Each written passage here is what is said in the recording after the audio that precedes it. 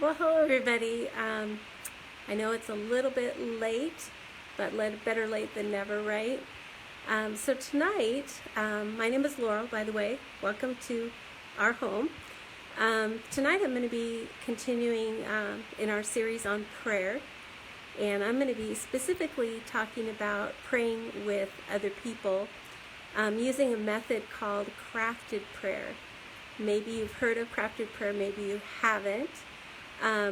I started praying with my friends, a group of girlfriends, about 20 years ago.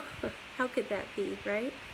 And through the years, getting together with them to pray has been just something of an anchor in my life. There's one thing to pray by yourself and to seek God's wisdom and guidance, but there's something else about getting together with a group of people and really having them help you hear and seek God and His advice and direction in your life. Such a gift. Well, occasionally one of our favorite things to do, this group of friends and I, is this thing called crafted prayer. So crafted prayer is where instead of taking prayer requests and asking people to pray for you and telling them what your prayer requests are, you really don't say anything. You really let the Holy Spirit do all the talking. So what it looks like is we get in a circle and we set a timer, and we will pray for one person at a time, and usually we set the timer for 5 minutes. And so during that 5 minutes, we'll start and we'll just say, God, we just invite you here.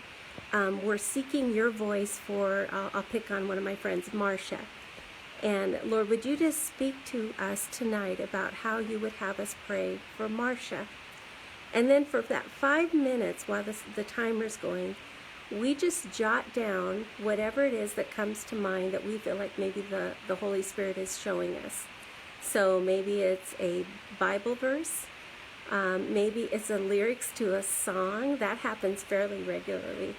Maybe it's a word or a phrase or a picture or an image, whatever it is. And I have to say that usually when I'm praying for someone in this way and I'm writing things down, I have no idea how to apply it. It usually doesn't make a lot of sense to me at the time. I'm just kind of in faith jotting stuff down. So the 5 minutes goes by, the timer goes off, and by the way, that 5 minutes, I don't know, it just goes by so fast. And then what we do is we go around the circle and we'll say, well, this is what I heard, or this is what came to mind. And then what we're looking for is those things that we had in common come to mind.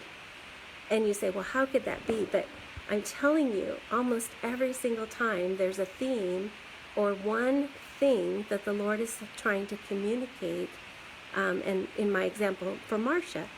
And so what we do is we take all those things that we heard in common, and then we craft a prayer for Marcia based on what we heard.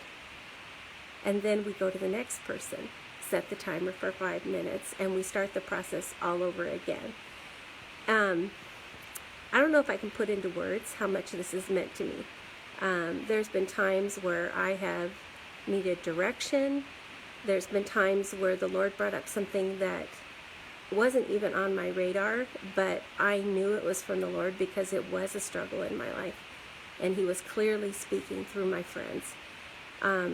It is amazing if we give the Holy Spirit room to talk what He will say, and there's just something about corporately hearing things and that lends confirmation. It's such a gift that you can give each other.